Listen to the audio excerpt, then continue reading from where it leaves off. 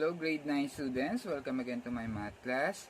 Today's topic is about proportion.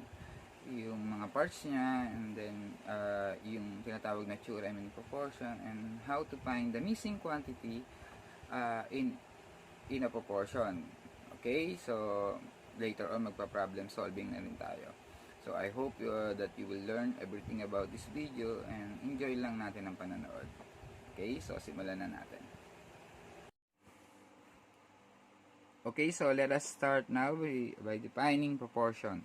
Proportion is the equality between two ratios. Okay, equality between two ratios. And then, yung ratio naman ay comparison naman daw of two quantities having the same unit.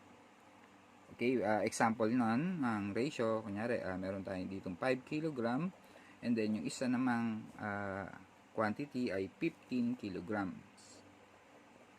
Okay, makikita nyo, same ang unit niya, makakancel mo na yung mga units na yan. Ang matitira na lang yung ratio, 5:15. Equality daw between two ratio, yun yung proportion. I-multiply natin both the numerator and the denominator by 2, we can have 10/30. Equal ratio means proportion.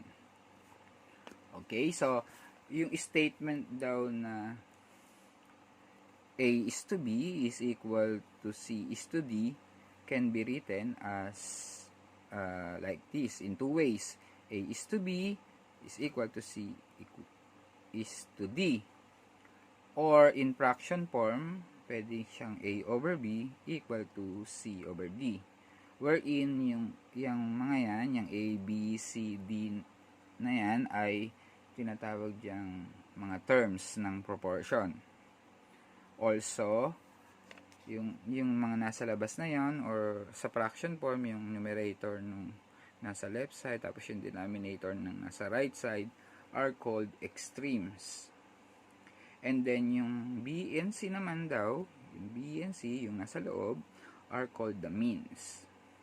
Okay, ulitin natin. A, B, C, D are the terms. And then yung A, D are extremes. Yung B and C are the means. Okay, so in finding the missing quantity or term in a proportion, we will use the theorem in proportion.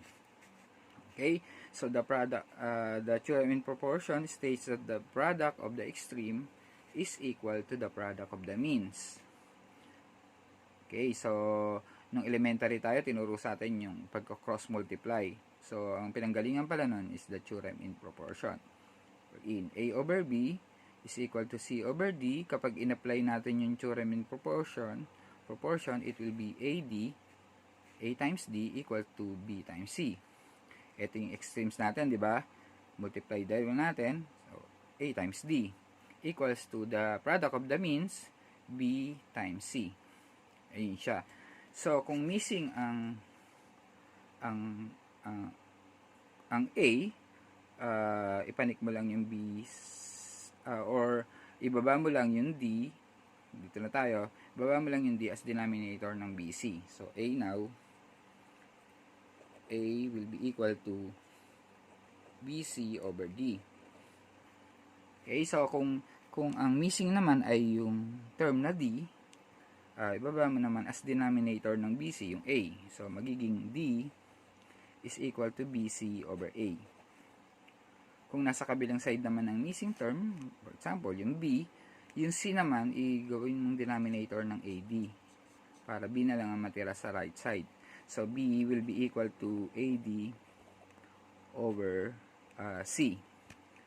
And then, similarly, kung C naman ang missing, yung B naman, ibaba mo as denominator ng AD para C na lang ang matira sa right side. So, C will be equal to AD over B.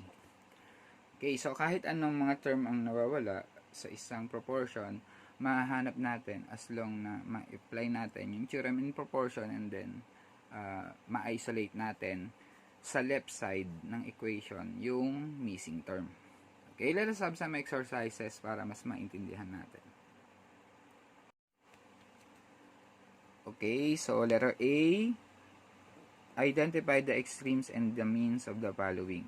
So, identify lang daw natin yung mga extremes and means para kapag in-apply natin yung theorem in proportion, madadalian tayo. Okay, number 1. X over 3 is equal to 15 over 9. Ang mga extremes dyan, x and 9. Ang means naman, 3 and 15. Okay, sa number 2, ang mga extremes, 5 and 12, while the means are 3 and 2x. Okay? Sa number 3, ang extremes natin, 2 and the quantity of x plus 3. And then, ang means naman, 3 and 10. Sa number 4, ang extremes natin, 4 square root of 2, or you can read this as 4 times square root of 2. And x, yan ang ating mga extremes. And ang ating means naman, 16 and square root of 2. Sa number 5, ang extremes natin, 2x and square root of 2. And then, ang means naman natin, ang mga means natin, 3 square root of 2 and 4. Okay, so ganun lang mag-identify ng extremes and means. Okay, so napakadali, ano? So, let us go now to the next exercises. Letter B, find the missing term in the following proportion. Okay, so, simulan natin sa number 1. So, meron tayong missing term, yung variable na x. Okay, so, apply natin yung theorem in proportion. Isolate natin yung missing term sa left side. Okay, so, magiging 7x. Magiging 7x. Pero hindi ko na ipapanik yung 7 kasi isolate na natin yung x sa left side. So, yung 21 na lang ang panik mo as product ng 4 times 21. Okay, so magiging x now is equal to 4 times 21 over 7. Okay, pwede ka mag-prime factorization para mas sigurado tayo at naka-lowest term yung ating sagot. Pero nakikita na natin yung 21 can be divided by 7. So that is 3. So 21 divided by 7 is 3. So matitira 4 times 3 na lang. So ang value ng x natin will be 12. Okay, so ayan na ang sagot natin. So this is 12. Okay, 12 over 21 is equal to 4 over 7. Okay, let's go to number 2. 5 over 6 is equal to m over 42. Okay, so gagawin mo lang dito, pwede ka muna mag-symmetric, ilipat mo muna yung variable na m to the left side. So magiging m over 42, hindi ka malito, is equal to 5 over 6. And then, apply mo yung theorem in proportion. So, yung 42, panik mo as numerator to the right side. So, m now will be equal to 5 times 42 over 6. Okay, pwede ka mag-prime factorization, pero nakikita ko kasi yung 42 can be divided easily by 6. So, 42 divided by 6 is 7. Okay? So, 42 divided by 6 is 7. So, makikita mo 5 and 7 na lang natira. So, m now will be equal to 5 times 7 and that is 35. Okay, box na natin. Yan na ang sagot natin. So, this is 35. Okay, let's go to number 3. 5 over y.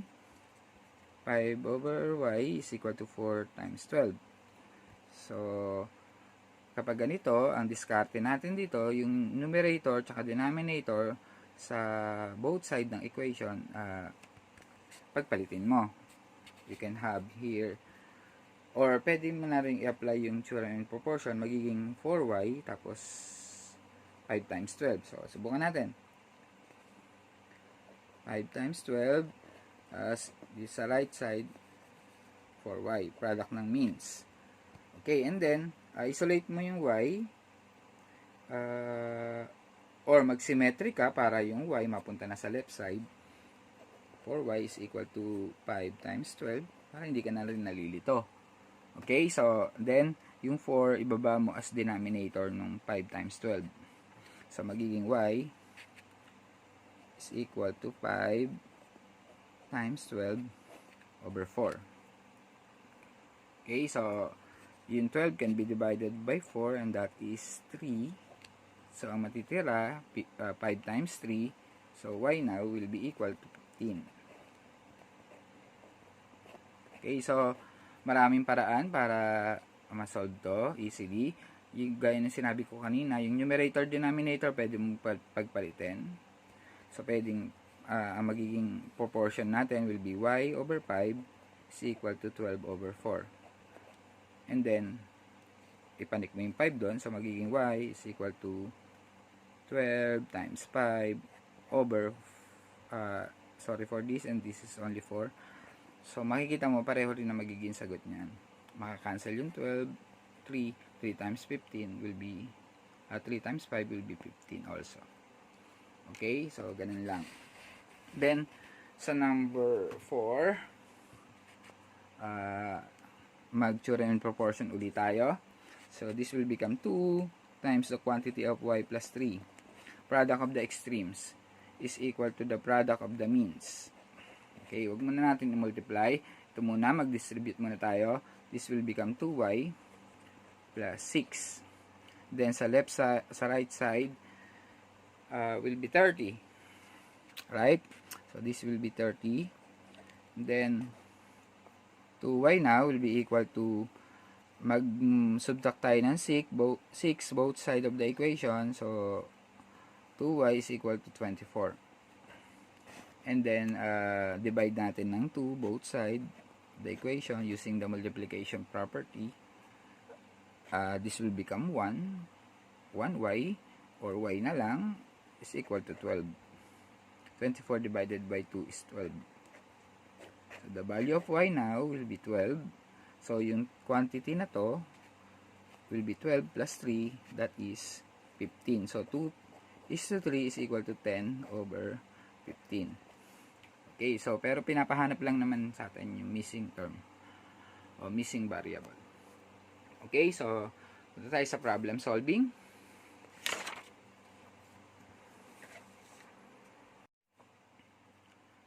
Number 5, Mr. Cruz gave the weekly allowance to his 2 sons. So may dalaw daw siyang anak, bigay siya ng allowance in the ratio 2:3. So mas malaki yung isa, siguro mas matanda yon or nasa college na yan. If he gave the bigger amount of 1,200 to the elder, ayun na nga, how much money did the younger son receive? So may ratio tayo, and then binigyan niya ng isang amount yung elder son. Okay, so solution. Ang ating ratio is 2:3. And then, so, lumalabas ito yung sa elder kasi ito yung bigger amount. Yan na. So, this will become, let x be the amount of given to the younger son, and then is to 1,200 pesos. Yan. Okay, so, in fraction form, ilagay na natin sa left side to. So, x over 1,200 is equal to 2 over 3. Okay, so, using the theorem in proportion, product of the extremes is equal to the product of the means. Pero yung 3, hindi ko nagagalawin dyan kasi may missing tayo, yung x na lang. So, x is equal to 2 times 1,200 pesos. Mamaya na natin ilagay yung peso sign. Sasagot na lang. Over 3.